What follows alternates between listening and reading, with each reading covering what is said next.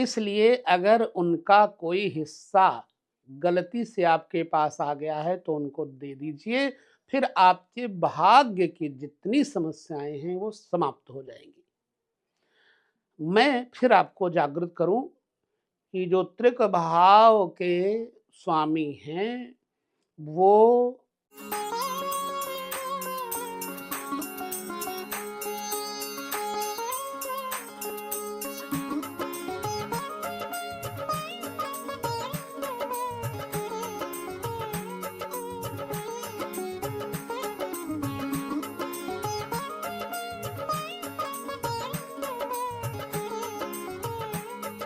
सभी दर्शकों को नमस्कार, जय श्री कृष्ण। सूत्रात्मक तरीके से आपके भाग्य में उपलब्धियां देने वाला कौन सा भाव होता है उसके बारे में मैंने आपको पिछले वीडियो में बताया।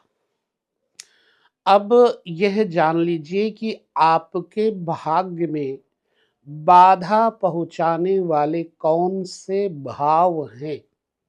आज का यह संदर्भ आपको सचेत करेगा। जो आपके भाग्य में बाधा पहुंचाने वाले भाव ग्रह हैं उनको ठीक करने के लिए भी आपको बड़े ही सलीके से आ जाएगा। हाँ, जहां से कोई खराबी कोई ढूंढ ले वहीं से ठीक भी कर सकता है, ये सिद्धांत है। तो आपको अपने भाग्य के बाधक भावों अथवा ग्रहों को अच्छा करने के लिए क्या करना होगा और कौन पहुंचाते हैं आपके भाग्य में बाधा, इसे हमें कुछ सूत्रात्मक तरीके से लेना है। आपकी किस्मत का सितारा 9th हाउस होता है लग्न से, लेकिन चंद्रमा से भी 9th हाउस किस्मत का सितारा होता है। सूर्य से भी 9th हाउस किस्मत का सितारा यानी भाग्य भाव होता है।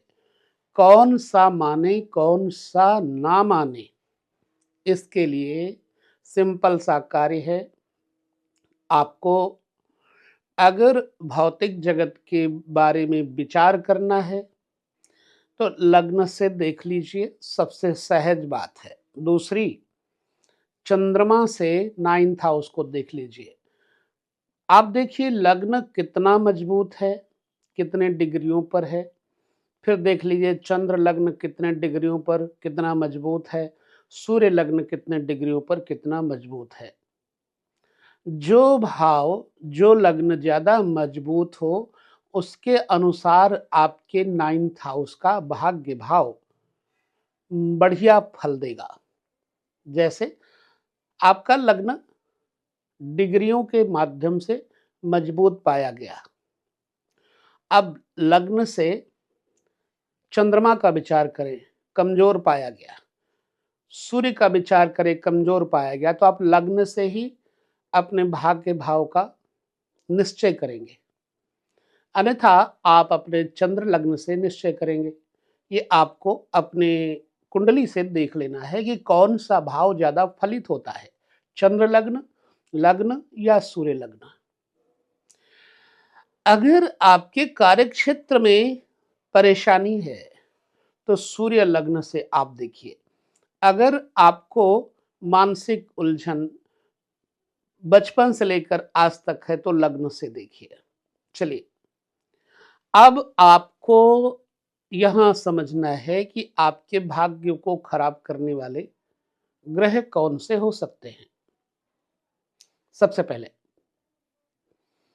भाग्य से स्थान से ठीक 10th हाउस भाग्य का कर्म आपके भाग्य को आपके पिछले जीवन के कर्म सहायता करते होंगे तो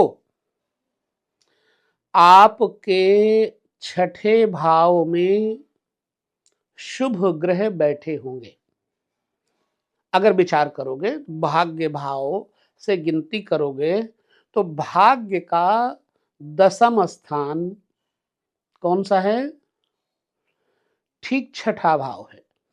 अब भाग्य के कर्म कैसे थे, यह आपको 6ठे भाव में बैठे हुए ग्रहों से पता चल जाता है।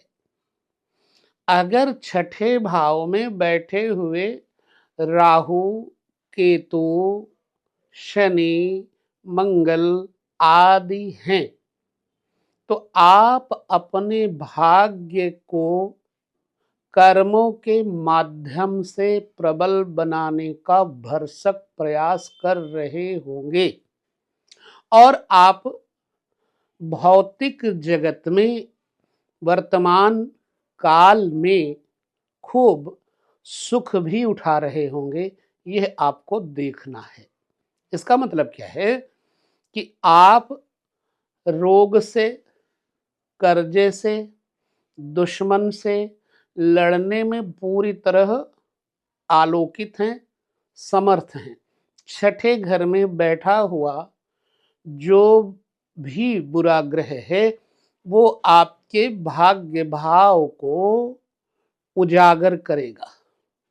6ठे भाव में बैठे हुए बुरे ग्रह भाग्य भाव में विस्तार देते हैं। अब 6ठे भाव में बैठे हुए जो ग्रह, जैसे चंद्रमा, बृहस्पति, नेक चंद्रमा, पापी चंद्रमा नहीं, पापी चंद्रमा के बारे में मैं बता चुका हूं।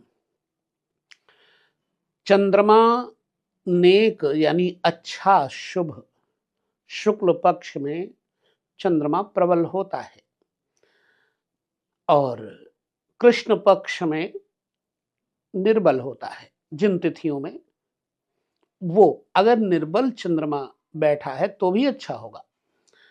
6ठे भाव में जितने बुरे ग्रह बैठे होंगे उतना ही आप धन संपत्ति संग्रह कर पाएंगे।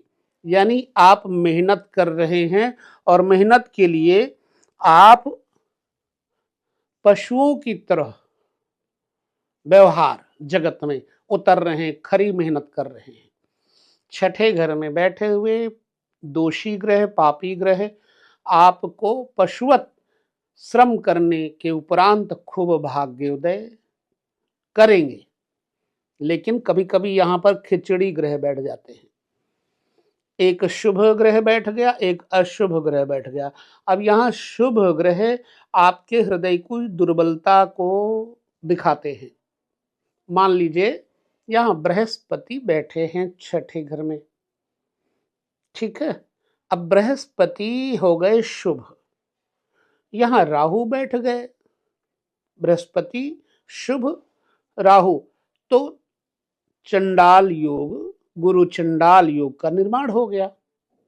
अब आपके अंदर बृहस्पति इस बात का बोध करवाते हैं कि आप कुछ अच्छे कर्म भी कर रहे हैं और बहुत सारे मेहनत कर्म कर रहे हैं, तो एक जगह आप शिथिल हैं, वहां पर आपका बृहस्पति पूरा फल आपको नहीं देता। तो अब 6ठे घर में बैठे हुए बृहस्पति को जहां पर ये शुभ फल देते हैं वहां ले जाना चाहिए।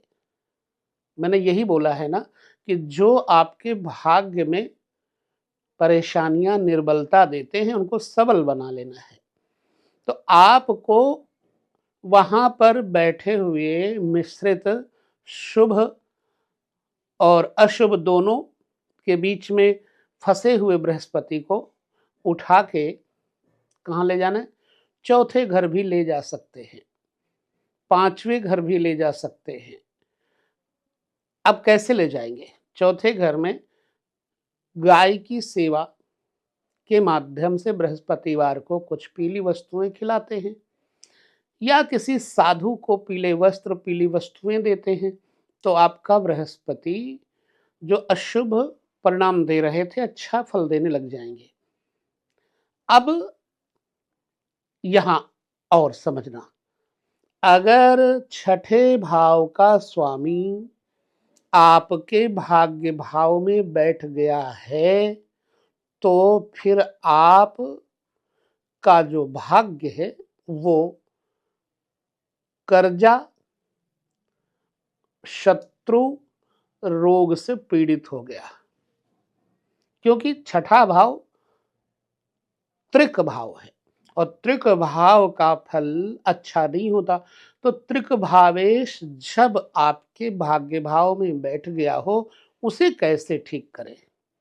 कौन सा ग्रह है त्रिक भावेश? यहां हम एक एग्जाम्पल के लिए लग्न ले लेते हैं।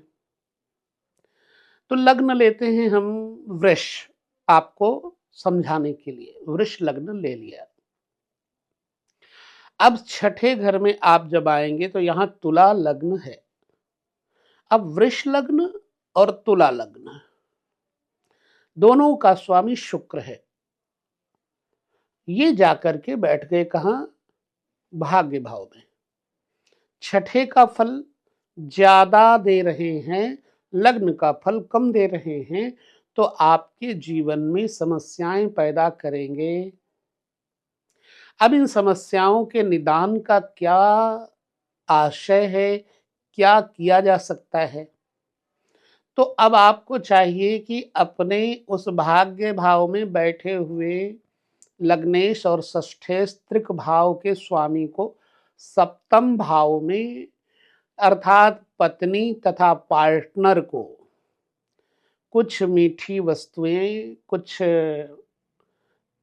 जैसे शुक्र से संबंधित वस्तुएं होती हैं, बजने वाली पायल, चमकने वाला स्टोन, क्रीम पाउडर, खीर इत्यादि का, अथवा सफेद रसगुल्ला, शुक्र से संबंधित कुछ वस्तु पत्नी को और अपने पार्टनर जो आपका बिजनेस पार्टनर हो उसको देना शुरू कर दें। तो आपका जो त्रिकभावेश भाग्य को बुरा कर रहा था, अच्छा करने लग जाएगा। दूसरा उपाय, आपको चाहिए कि शुक्रवार के दिन जल जंतुओं को सफेद वस्तुएं जैसे चावल भुने हुए होते हैं, मुरमुरे होते हैं, वो खिलाना शुरू कर दीजिए। आपका त्रिकभाव का फल जो भाग्य में बैठ करके षष्ठेश दे रहा था, अब वो शुभ हो जाएगा। ये मेरा कहने का आशय है। ये छठे भाव के मिश्रित फल जब आपको बुरे हो रहे हो तब आपको उपाय करना चाहिए। अब आठवें भाव का स्वामी, हालांकि आठवें भाव का स्वामी जैसे शनि दो राशियों के स्वामी हैं। यदि मिथुन लग्न वालों का देखा जाए तो शनि अष्टमेश भी हो जाएंगे और भाग्येश भी हो जाएंगे। तो शनि अगर अष्टमेश और भाग्येश हैं तो ऐसे में आपको कुछ नहीं करना, केवल एक काम करना है। अष्टमेश का फल शनि मिश्रित होकर दे रहे हैं, आपके कमर में दर्द पैदा कर रहे हैं, भाग्य में रुकावट पैदा कर रहे हैं, तो भगवान शिव के मंदिर में सरसों के तेल का चौमुखी दीपक अर्पण करना शुरू कर दें प्रत्येक शनिवार। तो आपका जो अष्टम भाव का फल बुरा हो रहा था वो खराब वाला ठीक हो जाएगा। यहाँ दो पार्ट, एक बुरा एक अच्छा। तो अच्छा फल शुरू हो जाएगा, बुरा फल खत्म हो जाएगा। अब अष्टम भाव का स्वामी और नवम भाव का स्वामी शनि नवम का फल देने लग जाएंगे। ठीक इसी प्रकार से मान लीजिए आपका लग्न है सिंह, तो ऐसे में आपके पंचम और अष्टम भाव के स्वामी बृहस्पति अगर नवम भाव में बैठ गए तो बुरा फल क्या देंगे? आपके जो पुरखे हैं, आपके पिछले कर्म पूर्वजों के द्वारा आपको दोष लग रहा होगा, तो आपके भाग्य में प्रॉब्लम क्रिएट होगी।